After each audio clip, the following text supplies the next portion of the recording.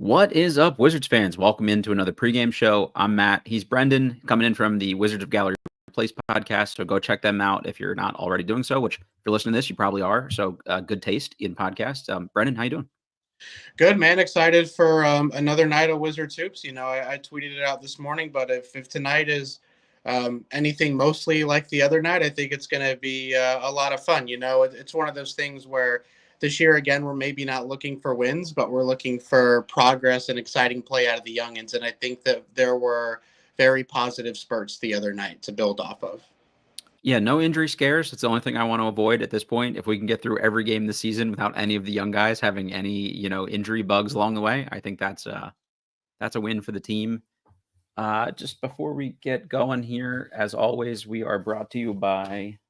I'm trying to find all my notes for the game. Stateside Vodka and their Surfside Hard Iced Teas, Hard Lemonades. We're also brought to you by BetOnline. BetOnline is your number one source for all your sports betting needs this season for all your favorite games. MLB, if you want to bet on the World Series, you can do that. NFL, obviously full swing right now. Early start of the NBA season, you can bet on that here as well. You get a player props, matchup reports, everything you can think of, all from one place. That's BetOnline. BetOnline, where the game starts. All right, so just Cavaliers 2-0 right now. They've been kind of throttling people a little bit. It was a little closer with their Pistons game.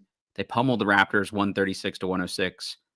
Pistons was 113-101, so a little closer, but they look really good, and the Wizards were good for a half. I mean, arguably playing like the best team in the league by a pretty good margin, I think, in Boston, so you can kind of throw that away. But I guess just starting out, Brendan, like, what are your expectations for this game? I think much of the other night against Boston, just uh, continue to show positive signs. I think the one thing that I want to see a little bit better is communication on defense, and I feel Yeah. like that's been a running theme now for quite some time. Ever. Yeah. And there were times the other night where it seemed like some players were trying to communicate, and then others just have no idea. And look, this is a very young team. They're going to have miscommunication. There's going to be a little bit misunderstanding, but it seems like some of the stuff they're missing on just seems to be really simple. Like the other night, it was guard to guard screens, and in my head, I'm like, why aren't they just switching that? And look, Yeah, maybe no that's matter not what. the game plan. Maybe that's not what Keith wants them to do. But Mhm. to me, it's like it's a 6'3" player setting a screen on a 6'2" player. Why can't you just switch that? Yeah. But maybe there was a little bit more behind that than we know about. But just small stuff like that, especially on the defensive end. We want to see the progress on the defensive end of the floor. We drafted Alex Sarr number 2 overall because of what we thought he could be on the defensive end of the floor. Bub Carrington has been touted as a two-way player. Same with Keyshawn George. We know that Bilal Coulibaly has tremendous defensive potential, and we've already seen that through the year and game that we've seen from him so far. So I want to continue to see them get better on that end of the floor. I think this Cleveland team is kind of an interesting matchup because they've got two guards that you have to play defense on. And if you can kind of turn the water off for those guys a little bit, like the rest of the starting lineup for them doesn't really scare me a ton offensively. I know Mobley had a very good first game offensively here, but just running down the starting five for both teams. For Cleveland, it's Donovan Mitchell, Darius Garland, Dean Wade, Evan Mobley, and Jared Allen. And for the Wizards, the same starting five from the other night, which means Bub must be, fully ready to go here, which is great. So it's Jordan Poole, Bub Carrington, Bilal Coulibaly, Kyle Kuzma, and Alex Sarr. Going positional by positional matchup here, it's going to be interesting to see like who of the Wizards guards actually guards Mitchell. It's Poole's not a great defender, but he was better in the first game, I think, and Bub's a rookie. So either way, somebody's going to be kind of on an island there with Mitchell, and he might be one of like the 7 or 8 hardest individual covers in the league. So you got to find some way to slow him down. So I was almost wondering, like, is there a way that you could like hide like Poole on Dean Wade and then put Coulibaly on Mitchell just to slow him down? But I don't know, Brendan, how would you kind of go about matching those guys up essentially? I think that I would start out with just as is, and if Mitchell gets a couple of shots or two off quickly, because Poole was putting in some defensive effort the other He night, tried, yeah. about, and I think it would be kind of discouraging on his part to start off the game. Oh yeah, we're going to take you off those guys and put them on the small forward. And he's looking at Brian Keefe like, what did I do? Yeah.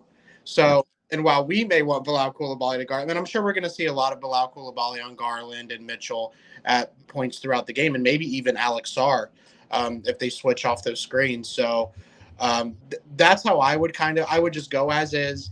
I would start I would start Poole on Mitchell, just to kind of ease Bub into it. I would hate to give Bub that matchup to start off the game, but I'm sure that there, and Brian Keefe is a diverse guy on both ends of the floor. We're going to see different looks on both ends throughout the game. Mhm. What I'm interested in seeing is Jared Allen and how Yeah, Alex Sarr handles him. Admittedly, Jared Allen, I'm not saying he's the best center. He is my personal favorite center in the he's NBA. I cool. love Yeah. watching him play. Can rebound, got a nice little inside game, can step out a little bit and hit the shot occasionally. Always gives you 110% effort, runs the floor. I love Jared Allen. So I'm interested to see how a guy like Alex Sarr, who may have 3-4 inches on him potentially, um, how he handles a guy like that who's just, I think, going to be flat out more physical than he is. This would have been a game I might have considered starting Valanciunas just for that reason. We've seen Jared Allen hurt us a lot in the past, but we'll see how Alex Sarr does against him. You think there's a big size difference between Sar and Jared Allen? I think Jared Allen's like what, 6'9", 6'10", and Sarr's like 7'1". So I would be shocked if they're not like almost the identical actual height, but I'd be curious to see what they're listed at. I think the Jared Allen hair thing always kind of throws me off a little yeah, bit yeah, here too, on yeah. what his actual height is. So, yeah, that's a good point. I mean, he's physical and he's athletic either way. So no matter what size he is, I think he seems to make it work for him. So that'll be kind of a key one to watch. Maybe let's just go right into that. Is that the matchup you're kind of most intrigued by? Um, I would have loved if Alex Sarr was on Evan Mobley because I think that that would have been the key. Um, I'm going to say Poole versus Mitchell though to start out, and I say that because the other night how we started out, we may not have been able to compete and keep up with them for as long as we did without Poole starting off the way he did. And the expectation is not to see 5 of 6 from three in the first quarter every game from Jordan. I think that's kind of an unrealistic ask. But I do want to see if he can keep us afloat, much like last game, because right now, I mean, Kyle Kuzma, who knows what's going on with him? Bub, Alex are still very, I mean, and Bilal too. I mean, they're all very young players, don't have much experience in this league. They're not go-to scorers. So if we're going to compete with them offensively early on, unless there's just a lot of lapses on Cleveland's end, it's going to be Jordan Poole that's going to have to carry a lot of that load, and then having to go back on the other end and presumably guard one of Garland or Mitchell. Those are all great answers, and I think realistically, you kind of can't go wrong here. No matter which one you pick, like that, it's just this is kind of like one of those games where like we don't totally fit exactly what they're doing, and vice versa. I actually thought Cleveland was like, or Boston was like somehow like a better, head-to-head matchup across the board there. Obviously, they're way more talented across the board at this point, but the one I'm kind of most excited about is Koulibaly with Dean Wade guarding him. I'm assuming that's who guards him for the majority of the game. Like Dean Wade is a fine player. He wouldn't be starting for this team right now if Max Strus wasn't injured, which just for injury updates, the Wizards are obviously without Malcolm Brogdon and Sadiq Bey again, and the Cavaliers are out Max Strus and Amani Bates. So two guys that theoretically could have been matched up with Koulibaly at some point. So I would like to see Koulibaly be really aggressive with that matchup. Like Wade is better, I think, on the defensive end than maybe he gets some credit for, but he's not an elite wing defender by any stretch of the imagination. He's not even, Jalen Brown or Jason Tatum. So like for Koulibaly, like this is an opportunity to go be more aggressive. And he only had a couple shot attempts last game. He did get to the line a lot, which I really liked. But this is one where like if Koulibaly doesn't have like 10 shot attempts tonight, I'm going to be kind of bummed out. Yeah, and what I want to see from him personally tonight is the other night.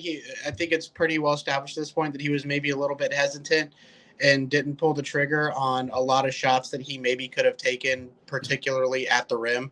Mhm. Um, so I want to see him be a little bit more aggressive, and I understand that they're trying to unlock this playmaking aspect in him, and that's great. I mean, I thought for a while there was a chance he was on his way to a triple double at one point in Mhm. the game. So I get that they're trying to make him this all-around player, and I'm sure the playmaking is being preached as it should. That I would rather someone overpass than underpass Yeah, because I feel you. when it's the alternate, then it's not fun to watch, and everyone will turn on you very, very quickly. But we want you like you're the number 7 overall pick or number 7 overall pick from a year ago. You had a great offseason, had a great run with France. I think you've earned the right to shoot a couple more shots, especially when you're at the rim. So I hope that we see a more aggressive Koulibaly this evening. Yep, I'm with you. Like, let's just go at people. Like, this is the opportunity to do it. This is your lab. The time for you to get in it. Any other kind of just major storylines that you're paying attention to for this overall matchup? I think going back to Kyle Kuzma, I'm interested to see how he responds. I didn't watch the preseason, admittedly, and I know that from what we saw, this past game was much of what everyone saw in the preseason. So I'm hoping that he has a bounce back game, not just for the betterment of the team, but also for his trade value down the line. And I hate to have that conversation so early in the season, but we know how this season The is. reality of it, yeah, I'm with you. The Wizards did not bring over Malcolm Brogdon and sign Jonas Valanciunas to be competitive players to help us make a playoff run. I mean, let's be realistic about that. Mhm. So we want to see those veterans that are on maybe 2-3 year deals. I know Malcolm Brogdon's an expiring, I think, but either way, you want to see those veteran players play well enough so that they have some value come February. Honestly, like, obviously, this is a Wizards pregame, but just in general storylines, I'm just really curious to see where Cleveland fits in, like, the overall pecking order in the league here. I think there's a world where, like, if they can stay largely healthy for their key guys, like, they could maybe be the second best team in the Eastern Conference, like, in terms of overall record. It's New York looked a little weird the other night. So could they Milwaukee win more regular season games? a game to Chicago, so it's a weird time in the Eastern Conference, so Yep. it's wide open. Yeah, exactly. So I think this is a big opportunity for them to just kind of establish themselves, start out 3-0, mostly blitz all three teams that you play. Like that sends a message to the rest of the league, like, hey, we've leveled up another, kind of step on the pecking order here from last season. So I'm curious to see how kind of Cleveland comes out and takes on this matchup.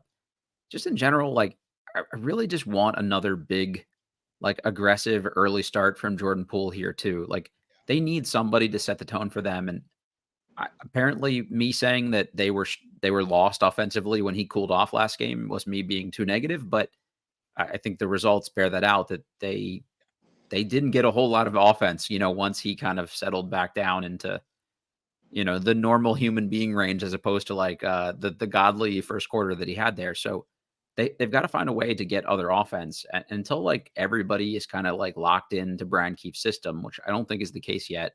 No, You need somebody to set the tone for them kind of offensively and just get you on the board and ease you into the game. And I think that helps the rookies a little bit here too, where you just take a little pressure off them by drawing defensive attention. So I'd like to see Poole be aggressive from the start. And I know I've said I'd like to see playmaking Poole, but I'm fine with him calling his own number here early and often, at least to just get them out of the gates. yeah, I totally agree. And even, aside from drawing defenders, if you're able to put points on the board early, like it just lets those younger players, they feel like they Mhm. can just go and play. Exactly. And we know on our end that it's going to be a losing season. But when those players go out there to play, they're playing to win the game. They don't care, Sure. especially those young players. Like they may know, Mhm. like, yeah, we're not going to be it this year, but they're still trying to go out there and play their ass off and do the best they can to win the game. So if we're able to put points on the board early and keep it kind of competitive, you're able to just run up and down the floor and just let the game come to you. As to where if you let a team go on a quick 6 to 8 to 0 run, and all of a sudden your shoulders tense up a little bit, and it's, Mhm. oh crap, we really need to do something. Well, now you start overthinking everything. Yep. So it would be nice to just have them just look free flowing out there Yep. on both ends of the floor.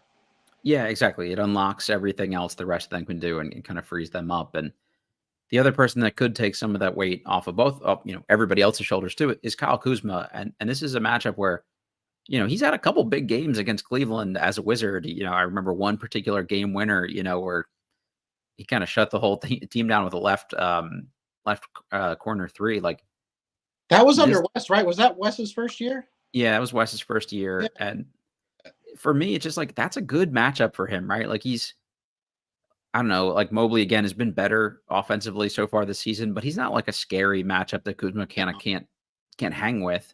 And on the other end, like they've got the twin towers there. Drag one of them away from the hoop, and this is an opportunity to like bring him away from the basket and try to get downhill, get him on your hip, and then you can kind of like collapse the defense and kick the ball out. And playmaking Kuzma here, would make a nice appearance for everybody else as well. But you guys talked about this on the last episode of your podcast too, but just the Kyle Kuzma experience thus far has just been weird, and I don't know what to make of it. And I think you could kind of put a lot of people at ease with like a real bounce back performance here if you're Kyle Kuzma. Yeah, I agree. He's still one of the leaders of this team. allegedly, presumably. So we definitely want to see some better production from him. I can live with some missed shots and some heat checks every once in a while. When Mhm. you're that caliber player on this type of team, you're going to have those moments, simply because no one can tell you otherwise. Yep. But what you don't want to see is losing the ball consistently, throwing up air balls after you lose the ball. It just compiles on bad basketball, and especially when you have a lot of young players where you may not have the mental maturity yet to process, like, okay, like it's just part of the game. We're going to keep playing. Like, if I was a young, like even now as a 28-year-old guy, if I saw someone do that a few times in a game, that would piss me the hell off. Yep. Like, Exactly. dude, what are you doing? So, but one thing that you did mention about taking those bigs away from the basket, and that's where Alex Sarr comes in. Mhm. I think people were kind of beating him up last game because of the shot attempts he got up, but I thought that they were all open and within the offense. And if they weren't within the offense, it was because it was the end of the shot clock and the guy had to put something up. Yeah. So, and I know that Alex Sarr shot over 50% from three in the preseason, if I remember correctly. Yeah, So around that. Yep. yeah, you want to continue to see the evolution of that game because his in between game isn't going to be there right now. So Exactly. we can at least see some production from the outside shooting, if it's at the elbow or if it's at the top of the key, wherever that may be. That's going to be another opportunity for him tonight as well, because Jared Allen likes to hang around the rim. He can step out and he will, but he doesn't want to. He wants to be down there banging and rebounding.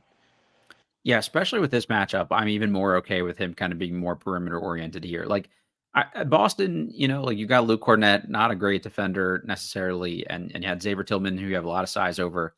I would have liked to see him do a little more damage around the rim, but I'm with you. If he's got open shots, take them. Like that's the year to do this, and just let them fly, and we'll see what you make and what you don't, and we'll course correct at the end of the year. But tonight, especially, like you said, drag whichever guy guards you away from the hoop. I would imagine Mobley guards Kuzma and Allen guards Sar. So to your point, like just drag Allen away and go from there. Yeah, totally agree. I think that may be one of the exploits with this team too. Is if you can get the bigs away, we know Garland and Mitchell are not the biggest guys in the world. So That's a good point. working back doors and get some inside game for some guards. If you can get Koulibaly mismatched on Garland on the wing, I mean the they're a very good team. The Cavs, they undoubtedly have much more talent than we do, but I think they have a little bit of a size deficiency, particularly with that starting five. So I mean, this would be a time to be aggressive, and that kind of goes back to Jordan Poole too. And like you were saying, start off being aggressive. And aggressive doesn't mean put up a lot of shot attempts, but it means trying to get to the rim whenever you Yeah. can. um, Take the 3 pointers when they come to you. It doesn't necessarily. It's not about the type of shot attempts or maybe even the amount, but it's your intent when you have the basketball. What are you trying to do? What are you doing when you have the basketball to try and make the defense move? And sometimes those ISOs can hurt you because the defense is not moving, right? Hmm. So you want, whether it's pick and roll or you're driving, you want to be conducting some sort of action that involves the defense having to adjust and move around. And that's where I think the Wizards can have a lot of success. And they have the talent to at least do that. I think so too. Yeah.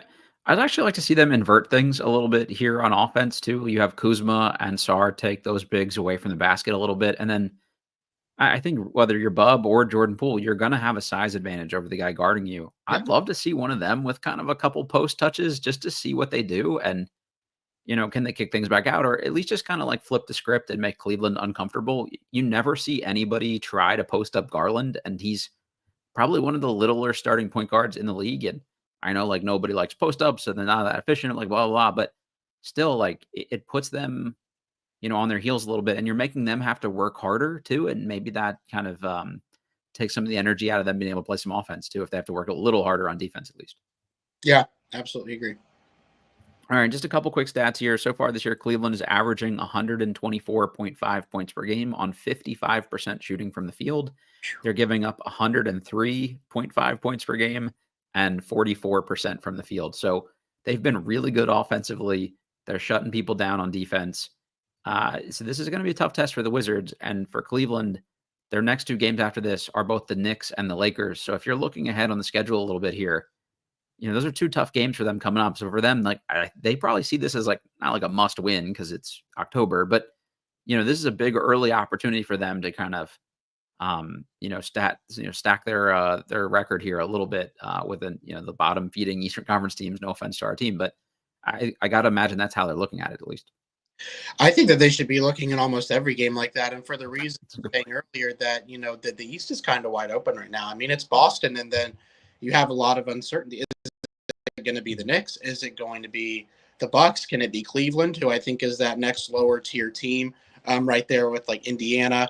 So there's a lot of teams that could make that big leap and could get off to a hot start in the standings and be the number two, be the number three team in the East. And so it's games like these, especially like you were mentioning, that Cleveland really needs to win if they want to try and get ahead a little bit and maintain a higher ranking in the standing, especially since those teams at least want to get one round of playoffs at home, Exactly. have that home court advantage. So, and I think that Cleveland is going to be in the mix there between that 3 and 6 spot. All right, let's close this thing out with some predictions here. I didn't do particularly well in the first game. I predicted a big Alex Sarr game, and that didn't actually age very well. I got a weird feeling Keyshawn George is going to do some things tonight. I think a couple of those threes are going to start to fall. It's just a good matchup for wings. I think against Cleveland, that seems to be like the one hole in their roster. They've got two good guards, two good bigs, and then like Dean Wade is like kind of a tweener to me. So whoever comes in off the bench, I think there's an opportunity here to exploit, Strus being out, Bates being out, things like that. So calling the shot, Keyshawn George has a good game in a tight Wizards loss. I think they'll actually hang for the majority of the game this time. Okay, so you gave a Wizards prediction. I'll give a Cavs. When I see a big game for Karis LeVert, Oh, okay. I like he it. always seems to do a lot of damage. Wizards killer. Yeah. Very, very solid player throughout his career. Um, I will have the Cavs also winning, but I think it'll be kind of like last game. Maybe not the third quarter, but where like last game, it was the third quarter where things kind of Mhm. really the end of the second quarter when things started to break. Sure. But I'll say they hang around till about beginning of the fourth, 8-9 minute mark, and then Cleveland starts to pick away at it from there. I like that. Seems very realistic, and we will figure this out post game. Hopefully, whatever it is, we see some good stuff from the young guys again, and that'll get me through a long season here. And I know you're on the same boat here, Brendan. So thank you for doing this, and look forward to talking to you post game too. All righty, sounds good. All right, everybody, you know the drill. Hit like for us if you're watching this on YouTube. We'll check you all post game, presented by betonline.ag.